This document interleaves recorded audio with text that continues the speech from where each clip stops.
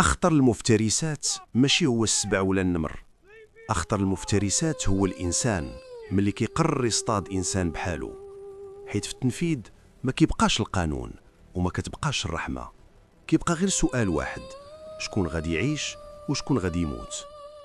سانجر رينسفورد كان واحد من داك النوع ديال الرجال اللي قلبهم ميت وما كيعرفوش شنو هو الخوف. صياد معروف، دار العالم كامل وشاف الموت بعينيه كتر من مرة، وواجه وحوش الغابة وخرج منها بمغامرات ناس اخرين كانوا غير كيشوفوها في ناسيونال جيوغرافيك وحالين فمهم. كان عايش بفكرة واحدة في عقله: إما تكون الصياد ولا تكون الفريسة.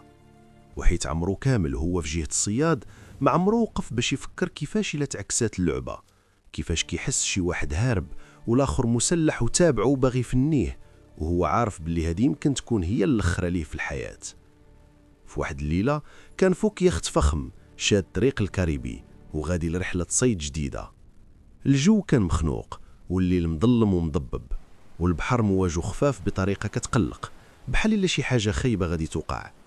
وكان معاه صاحبه كيهضر ليه على جزيرة كتخلع، البحارة كيخافوا حتى يجبدوا سميتها، كيقولوا عليها جزيرة مقبرة السفن.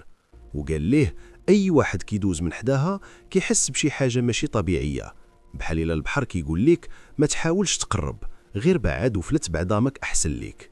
ولكن رينسفورد ما عطاش ديك الهضرة حتى قيمة، حيت بالنسبة ليه الخوف غير عادة ديال الضعفاء، وهو ما كانش كيشوف الحياة بهذه الطريقة، كان كيشوفها غير بمنطق واحد: القوة، الخبرة والعقل. ديك الليلة وهو واقف فوق اليخت سمع من بعيد صوت ديال القرطاس جاي من وسط الظلام. حبس وركز وتصنت مزيان، قرب كتر للحافة وهو كيحاول يعرف منين جاي داك الصوت. 3 طلقات، وحدة مور وحدة، ومن بعد سكات. وفي لحظة غدر تزلقات ليه رجلو ومشى وجا وطاح في البحر. غوت وحاول يشد في أي حاجة ولكن فات الفوت. اليخت كان بعد عليه وما كان حتى واحد يسمعه وسط داك الظلام الكحل. بدا كيضرب الماء بيديه، كيتقاتل مع الموجة وكيميل للجهة اللي سمع منها صوت القرطاس. دازو سوايع وهو كيعوم في الخوة، ما كيشوف غير ظلام ما عنده حد، وما كيسمع غير نفسه وصوت الماء. ومن بعد العذاب اللي شافه في البحر قدر يوصل في الاخر للرملة. كان عيان بزاف ودايخ وقريب يطيح، ولكن تعتق. وملي هز راسو لقى جزيرة غريبة مظلمة داير بها سكات تقيل ماشي عادي. بدا كيمشي على الرملة وشاف آثار ديال الرجلين وآثار دم وكارطوش خاوي. حس باللي شي واحد عاد كان هنا، وإن شي حاجة كتخلع وقعات في هاد الغابة. ومن بين الشجر والليل بان ليه قدامه قصر كبير وعجيب كيلمع في قلب الجزيرة بحال إلى عالم آخر.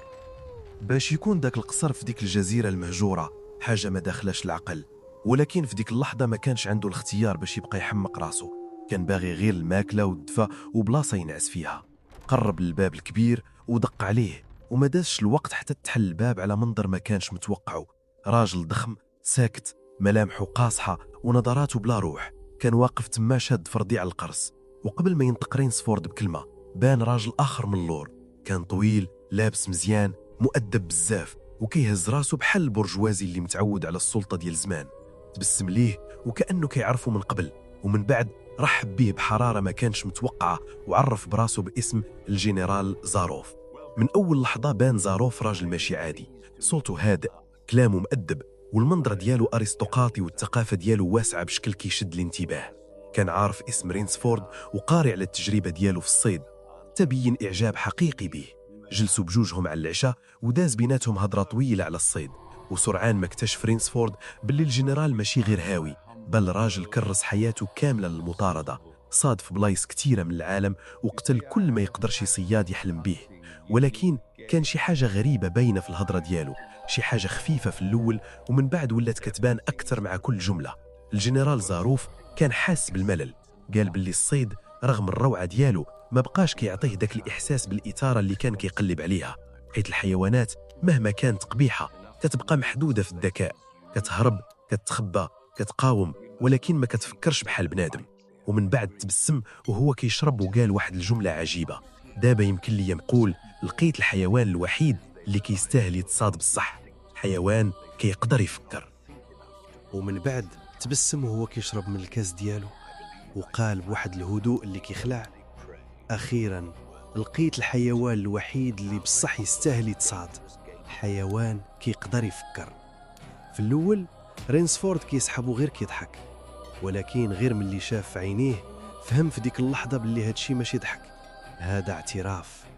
ومن بعد بدا الجنرال كيقول ليه الحقيقة كاملة، قال ليه باللي هو عايش في هاد الجزيرة من سنين ودار منها المسرح الخاص باللعبة اللي كيموت عليها. كانوا كيوصلوا لعنده رجال تالفين ولا خرجهم البحر، كيعطيهم الماكلة واللباس والراحة، ومن بعد كيعرض عليهم لعبة باينة سهلة من برا، كيطلقهم في الغابة وكيعطيهم شوية ديال الوقت، ومن بعد كيبدا هو يطاردهم. إلا قدروا يهربوا منه 3 أيام كيربحوا ويعفو عليهم، أما إلا خسروا فاللعبة كتسالي تما.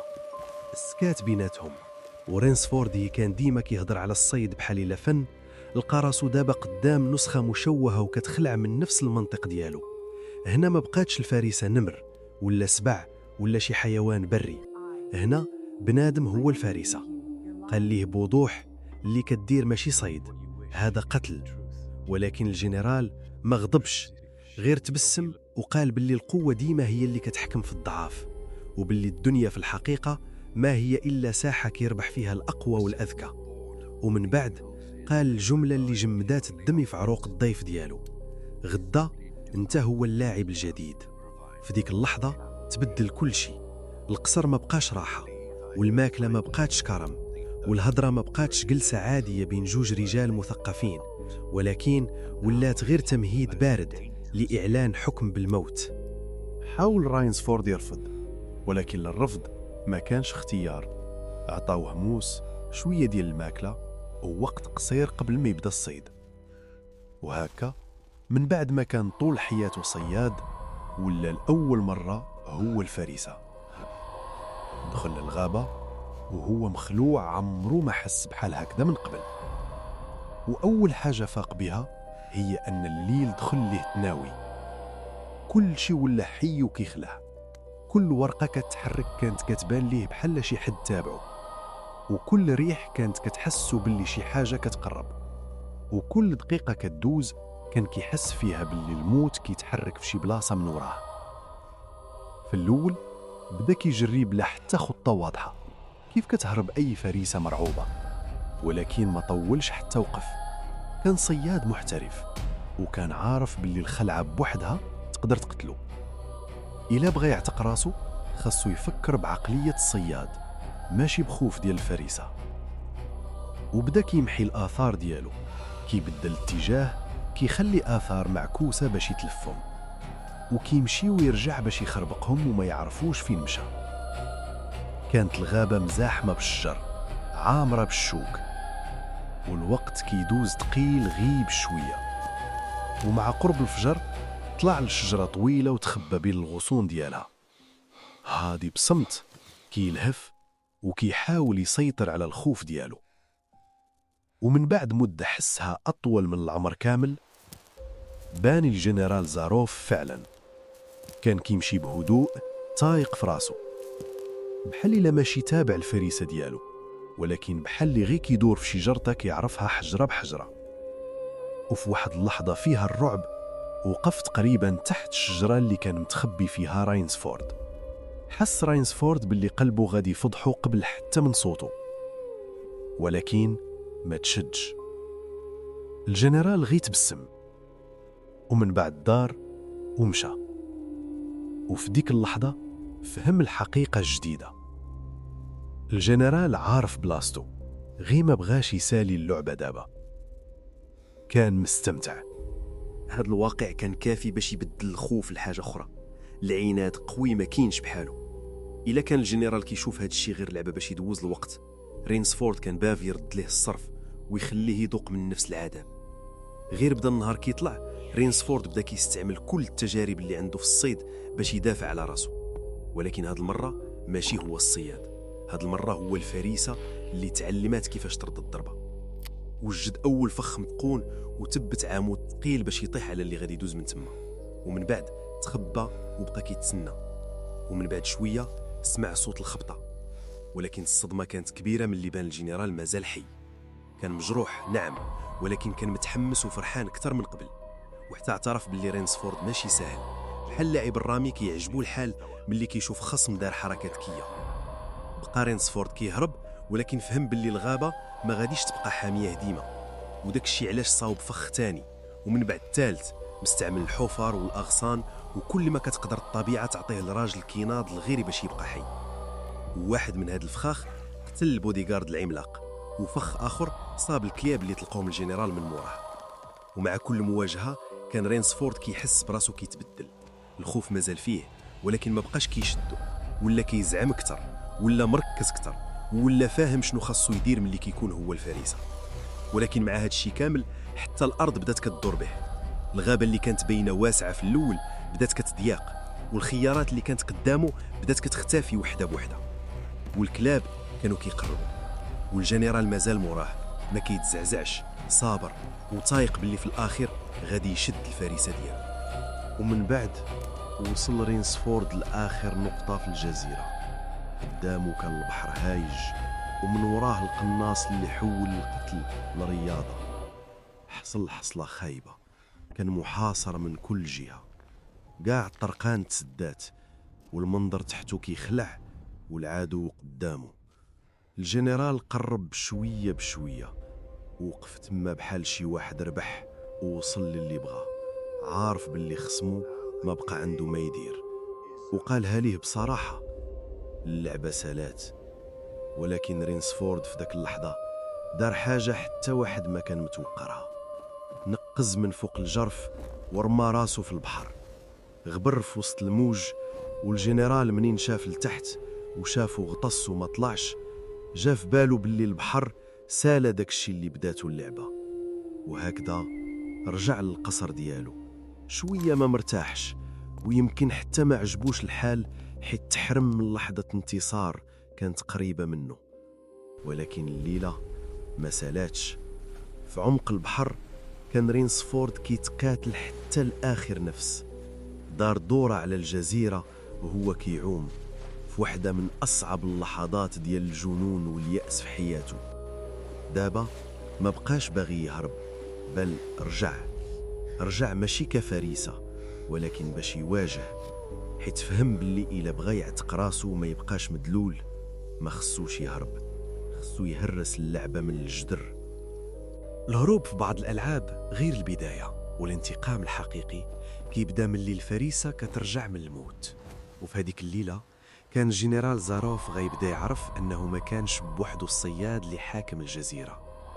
دخل الجنرال زاروف للبيت ديالو بخطاوي تقال، ما موالفش يتمشى بحال هكاك، وجهه كان مزير ومخنوق، لاح الليقات ديالو فوق الطبلة بحال يلا ما بقاو ساويين والو.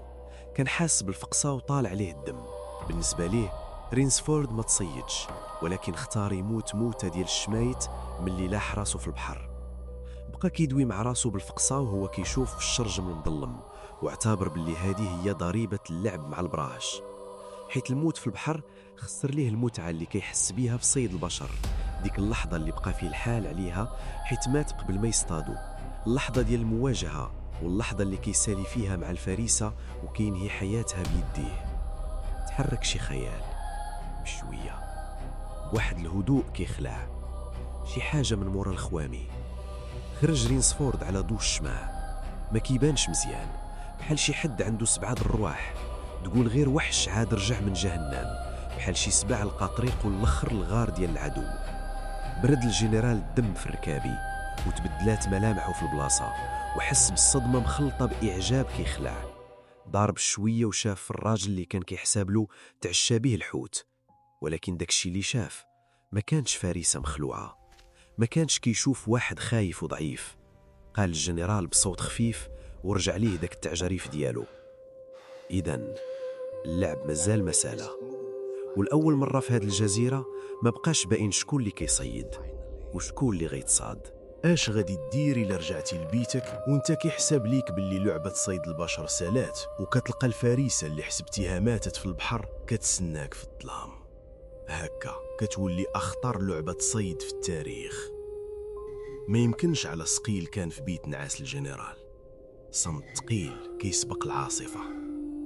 رينسفورد ما نطق حتى بكلمة، عينيه شاعلين بحال الجمر مخلق بالانتقام اللي ما طفاتوش مواج البحر. تقدم خطوة واحدة لقدام، خطوة محسوبة بحال شي حيوان كيوزن كل حركة قبل ما يهجم. زاروف ورغم أنه كان كيبان هادي، يدو تراجعات بشوية وبالخفية لدرج الطابلة فين مخبي الفردي ديال النقرة. ابتسم ابتسامة صفرة وقال بصوت قاصح حاول يبان فيه رزين: رينسفورد، كنهنيك، ربحتي اللعبة، تقدر تمشي بحالك من الجزيرة غدا. لكن رينسفورد مال براسو شوية وبصوت قاصح طالع من الداخل ديالو جاوب: أنا ما كنلعبش معاك يا زاروف، أنا جرحتيني ورجعتيني حيوان بري وحصرتيني في القنت، والحيوان الحر ما كيقبلش تسد عليه. وقبل ما توصل يد الجنرال لقبضة الفردي، نقز رينسفورد في الهواء بحال شي ديب كان محاصر. تهرسات الطابلة وطاح السلاح بعيد في الظلام، طلع صوت التهراس والمضاربة وغطى حتى صوت الموج الهايج على برا. وفي ديك الليلة غير واحد فيهم غادي يترمى للكلاب، والآخر غادي ينعس في داك السرير المريح.